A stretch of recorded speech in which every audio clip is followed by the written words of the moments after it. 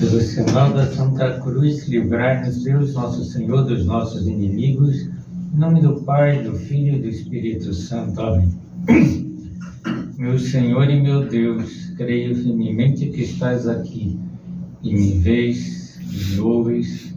Adoro-te com profunda reverência. Peço-te perdão dos meus pecados e graça para fazer com fruto esse tempo de oração. Minha Mãe Imaculada, São José, meu Pai e Senhor, meu anjo da guarda, intercedei por mim.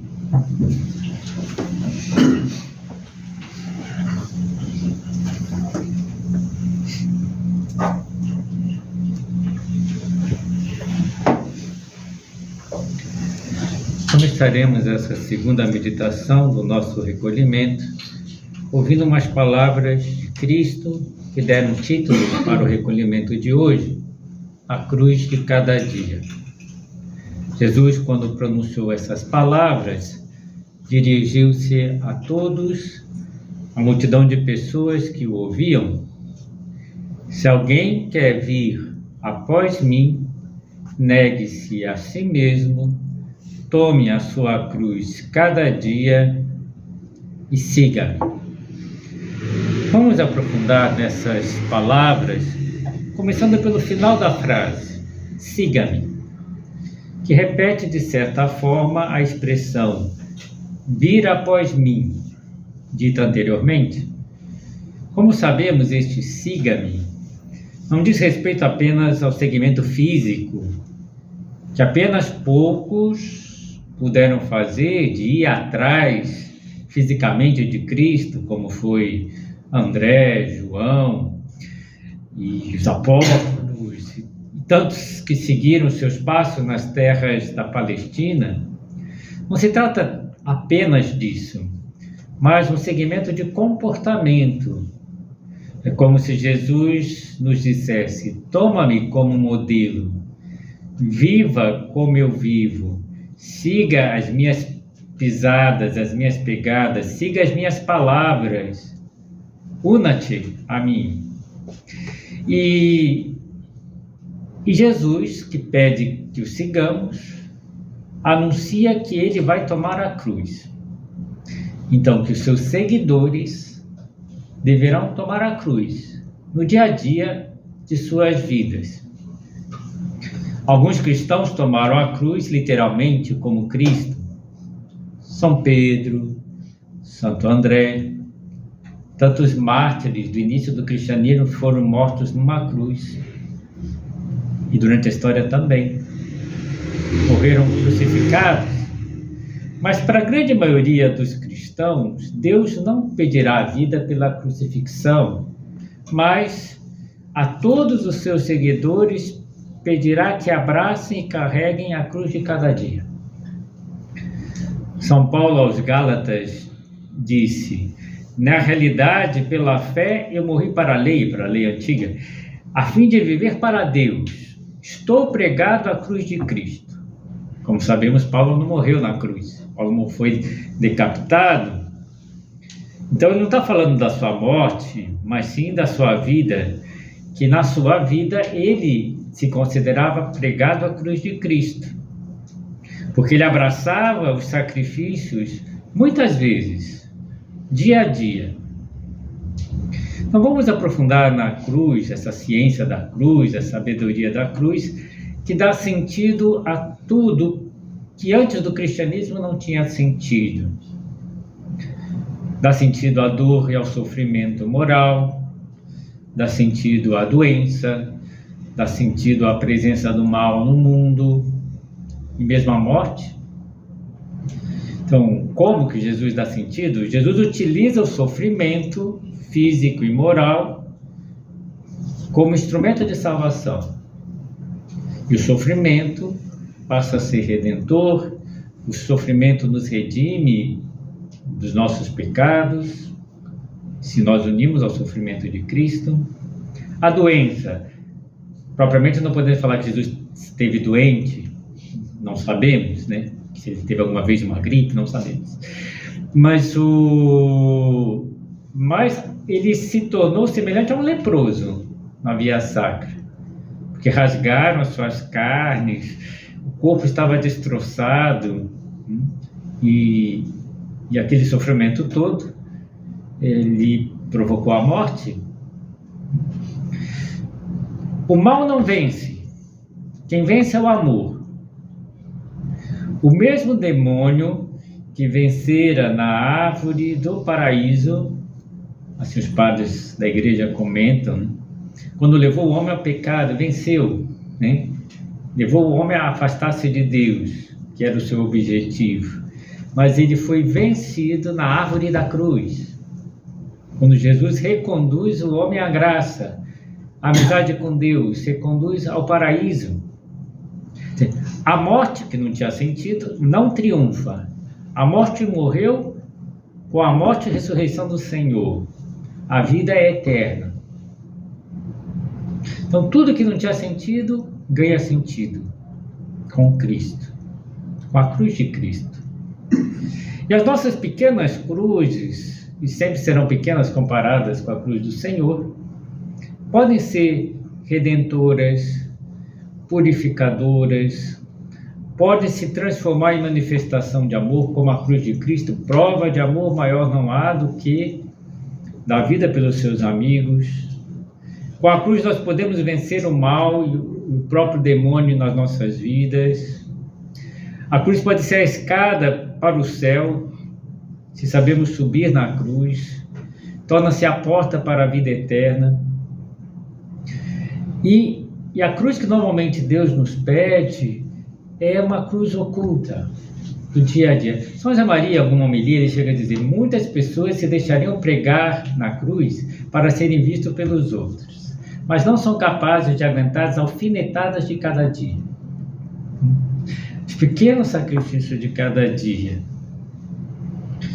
E a gente pode dar a vida gota a gota. Não vamos ser crucificados normalmente, mas gota a gota eu posso estar dando a minha vida. E vejam, para adquirir as virtudes de Cristo, devemos também sofrer, agir contra as nossas más tendências, contra os nossos vícios de comportamento, que sempre exigem sacrifício, pelo menos enquanto não tivermos a virtude já adquirida. Temos que lutar contra as más tendências, contra os nossos vícios. Então, voltemos o nosso olhar para Cristo na cruz. Então, Jesus Cristo na cruz leva o seu amor ao extremo, ao seu grau máximo, né? Um sacrifício total, um holocausto, como eu dizia. E o que move a essa entrega total? Dois amores.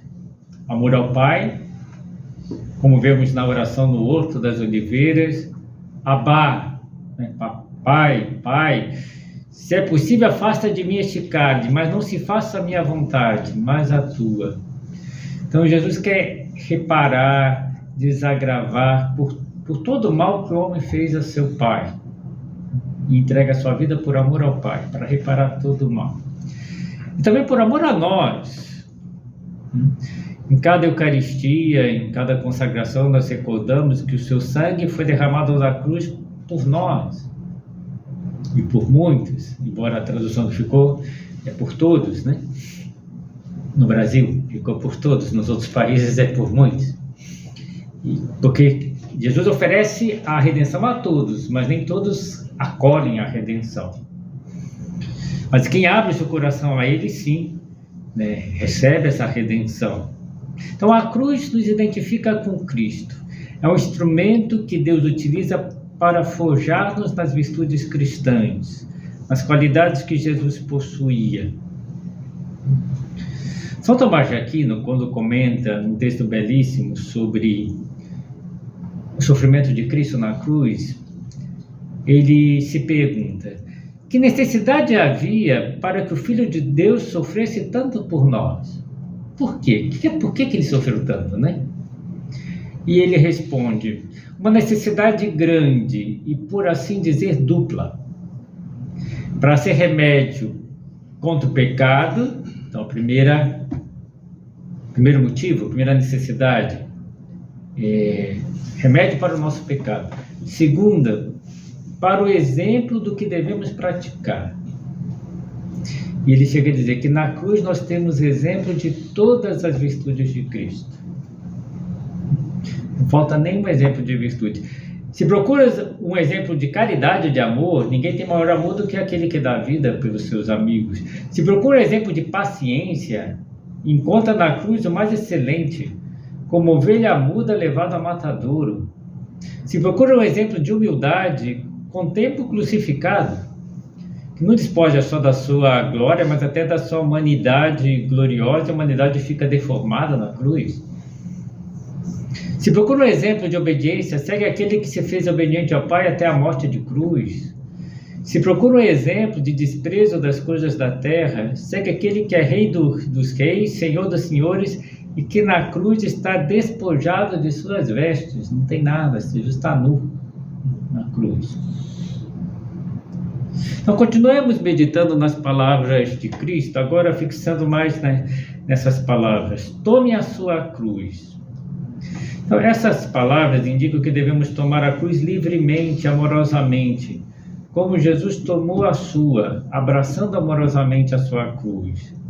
A cruz infligida, que não é tomada, é imposta. Poderia parecer que impuseram a cruz a Cristo, porque ele foi preso pela acusação dos sacerdotes judeus, pelas autoridades romanas, né? Então, por isso ele foi morto pelos judeus. Não. Talvez a condenação, sim, mas Jesus disse: ninguém me tira a vida, eu a dou.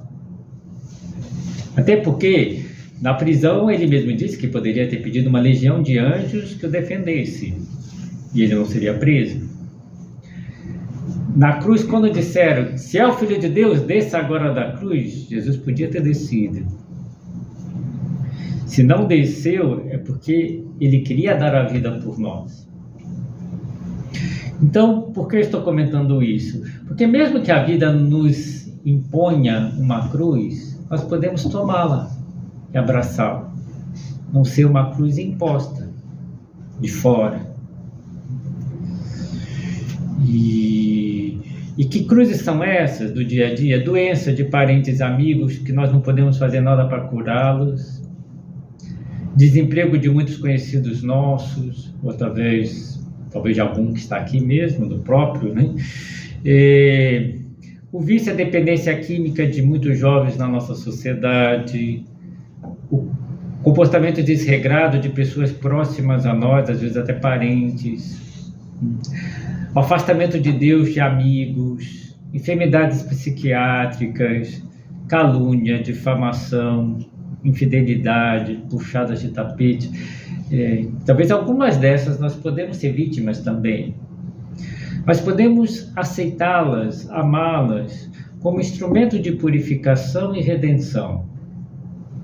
Agora, para tomar a cruz, quando eu tomo a minha cruz, eu preciso ver a cruz, porque muitas vezes nós não vemos a cruz, por isso não podemos tomá-la, porque a cruz de Cristo, como muitas vezes eu digo, seguindo o exemplo de São José Maria, não vem com crucificado. Nos nossos oratórios, aqui perto da porta de entrada do oratório, tem uma cruz de madeira negra, sem crucificado. Isso tem sentido. São José Maria gostava de deixar a cruz assim, para que o crucificado tem que ser você. Você tem que ser o crucificado, você tem que tomar a sua cruz. E às vezes nós temos dificuldade de abraçar a cruz. Eu me atreveria a dizer que há 3 maneiras principais de não ver a cruz de Cristo. A primeira, experimentar o sofrimento e ver apenas no sofrimento o mal. São José Maria comenta no livro Via Sacra: há no ambiente uma espécie de medo à cruz, a cruz do Senhor. É porque começaram a chamar a cruz de todas as coisas desagradáveis que acontecem na vida e não sabem levá-las com sentido de filhos de Deus, com visão sobrenatural. Até arrancam as cruzes que nossos avós plantaram pelos caminhos. Então vão tirando as cruzes que estão por aí. Agora estão tirando cruzes em muitos lugares. Será que eu tenho medo de sofrer? quero, de qualquer forma, me afastar de qualquer tipo de sofrimento. Alguns sofrimentos são inevitáveis e queridos por Deus para o nosso aperfeiçoamento, para a nossa santificação. Por exemplo, o sofrimento inerente à formação dos filhos. Um pai que não sofra com os filhos não ama. A dor diante da morte de seres queridos, a dor de separação física, por mais que a gente saiba que a morte não vence, que é só aparente, que a vida é eterna, mas por ser separados fisicamente dos outros, a gente sofre. Dificuldades que passamos pela vida, de falta de experiência, então, etc. A dor, de certa forma, é reveladora, revela a qualidade do nosso amor. Porque se amamos muito, teremos muitos motivos de dor. E essa dor não é ruim. E o sofrimento pode ajudar-nos muitíssimo, revela os nossos grandes amores. As pessoas que mais nos amam são aquelas que mais sofreram por nós, começando pelos nossos pais. A verdade é recíproca, nossos verdadeiros amores são aqueles pelos quais estamos dispostos sempre a sofrer. Quem nós amamos? Quem estamos dispostos a sofrer por essas pessoas. São José Maria gostava muito de uma canção e cantava frequentemente: coração que não queira sofrer dores, passe a vida inteira livre de amores. Se ama, vai sofrer. Também tem um poeta brasileiro que fala, embora ele não seja exemplo de muita coisa, mas ele diz: quem já passou por essa vida e não viveu, pode ser mais, mas sabe menos do que eu. Eu francamente já não quero nem saber de quem não vai porque tem medo de sofrer. Porque a vida só se dá para quem se deu, para quem amou, para quem chorou, para quem sofreu. Ai de quem não rasga o coração, esse não vai ter perdão, dizia, né? Então, ai de quem não rasga o coração. O sofrimento da vida, os sofrimentos são como o martelar do artista divino, que vai tirando arestas e vai modelando em nós a imagem de Cristo. São José Maria, que sofreu muito na vida, quando ele tinha já 50 anos de sacerdócio, né, já um sacerdote idoso, ele dizia: um olhar para trás, um panorama imenso, tantas dores, tantas alegrias, e agora tudo alegrias. Porque temos a experiência de que a dor é o martelar do artista, que quer fazer de cada um de nós, dessa massa informe que somos nós, um crucifixo, um Cristo, um outro Cristo que temos que ser. Então, é bonito, né? A dor que eu sofri é alegria, porque isso foi me transformando em Cristo. Bem, às vezes vemos mal porque vemos como cruzes aquilo que na verdade não é a cruz de Cristo. Que deformamos pelas lentes enganadoras do nosso coração. São José Maria também nos alerta: quantos com soberba e a imaginação se metem nos calvários que não são de Cristo. A cruz que deves levar é a divina, não queiras levar nenhuma cruz humana, cruz que a gente inventa. Se alguma vez cais nesse laço, nessa armadilha, retifique imediatamente, porque algumas cruzes não são cruzes verdadeiras, são falsas cruzes. Que falsas cruzes são essas? Por exemplo, do egoísmo, da hipersensibilidade perante tudo que nos contraria, mesmo que seja algo irrelevante. Então, a pessoa egoísta passa o tempo todo pensando em si, analisando seus estados de ânimo, auscultando os seus sentimentos, e é natural que caia num complexo de vítima. A única vítima é Cristo, que sofreu sendo totalmente inocente. Mas a pessoa egoísta pensa: tudo acontece comigo, a vida é muito cruel, ninguém repara nos meus sofrimentos, ele se volta muito para si. E se manifesta, esse egoísmo se manifesta em queixas, em contínuas reclamações. Nunca está bom, nada está bom para ele. Uma pessoa que pensa muito em si. Então pode ser essas falsas cruzes do egoísmo, gerada pelo egoísmo. Ou a falsa cruz da soberba, achar-se superior aos outros, mais trabalhador, mais sacrificado. E a pessoa normalmente se sente injustiçado, incompreendido. Quanto estou sofrendo, todo mundo me persegue, né? E às vezes leva até uma inveja oculta, porque a pessoa se sente diminuída, preterida, etc. A falsa cruz da imaginação. As falsas cruzes porque não são reais. Os futuríveis, né? Acontecimentos hipotéticos que não se realizam na vida, nem se cumprem. O que será de mim? E se me diagnosticarem uma doença grave, o que vai acontecer? São sofrimentos inúteis. Outras vezes também exagero, chamar de cruzes aqueles que são exigências normais no cumprimento dos nossos deveres familiares, profissionais, sociais, etc. Tem pessoas que reclamam de tudo como tudo fossem cruzes. Não são cruzes propriamente ditas, né? Acompanhar uma pessoa da família ao médico, que cruz? Que cruz nada, né? Ou assistir o enterro de um parente, as burocracias do trabalho profissional, né? As reuniões da empresa, não é uma cruz, as reuniões da empresa, né? Não é para tanto, né? São coisas normais. Trabalho intenso, submeter-se a um horário bem preenchido, uma mesa repleta de assuntos para resolver ou encaminhar, super normal, né? São gestões próprias da vida. A festa de um aninho da priminha, da sobrinha, não é uma cruz, né? Por mais que custe, né? Mas a pessoa vai inventando cruz onde não tem. Tomar a cruz de cada dia. O problema está que a cruz de cada dia ela não aparece. Não está no alto de um monte, não tem brilho.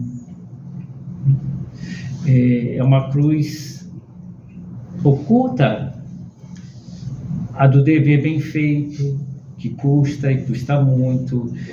De ter uma hora para acordar e uma hora para deitar, né? As cruzes dos nossos compromissos, das mortificações da imaginação, da memória, da curiosidade, de não ficar pensando mal dos outros e menos ainda falando mal dos outros, procurar sorrir mesmo quando estamos cansados. São José Maria já dizia, um sorriso pode custar mais do que uma modificação corporal. Que ele fazia modificações corporais, mas às vezes sorrir custa mais. Está sempre sorrindo. Mas não chama atenção. Ninguém vai dizer, que homem sacrificado. Não. Não se percebe. Mas Cristo vê, Deus vê. Então devemos pegar a cruz, mas abraçando a nossa cruz. Uma vez um supernumerário do Opus Dei, um dos primeiros, aliás, eu acho que era o primeiro, Tomás Alvira, ele era espanhol, levou seus filhos para ver o Museu do Prado, e estava numa sala com os quadros de El Greco, e no momento ele parou diante de um quadro que representava Cristo carregando a cruz. Só que o título que estava debaixo do quadro não era esse, Cristo carregando a cruz, né? E o título que o próprio autor deu é Cristo abraçado à cruz. Aí ele chamou a atenção dos filhos, olha, não é Cristo carregando a cruz, mas Cristo abraçado à cruz. Até uma filha depois guardou como recordação do pai, dessa visita no museu, um cartão postal com a foto do quadro, e escreveu atrás, Cristo abraçado à cruz. Será que eu abraço a cruz? Essa é a minha atitude? Porque Jesus não só carregava a cruz, ele estava abraçado à cruz. Então não é apenas tolerância, não é resistir, não é aguentar, mas amar. Então não ter queixas, lamentações, perda de paciência com a cruz, mas aceitar de verdade como uma expressão da vontade de Deus e como manifestação do nosso amor. Abraçar generosamente a cruz. Em Suco, São José Maria diz, essa foi a grande revolução cristã. Converter a dor em sofrimento fecundo, fazer de um mal um bem, Despojamos o diabo dessa arma e com ela conquistamos a eternidade. Ao tomarmos a nossa cruz, sempre encontramos Maria ao nosso lado, nos consolando. Como Maria consolou Jesus na cruz, ela consola a todos que tomam a sua cruz, que se identificam com o seu filho na cruz, pegando a pequena cruz de cada dia.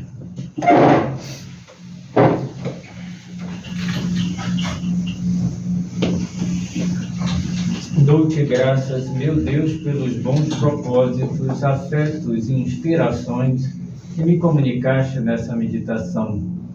Peço-te ajuda para os pôr em prática. Minha Mãe Imaculada, São José, meu Pai e Senhor, meu anjo da guarda, intercedei por mim.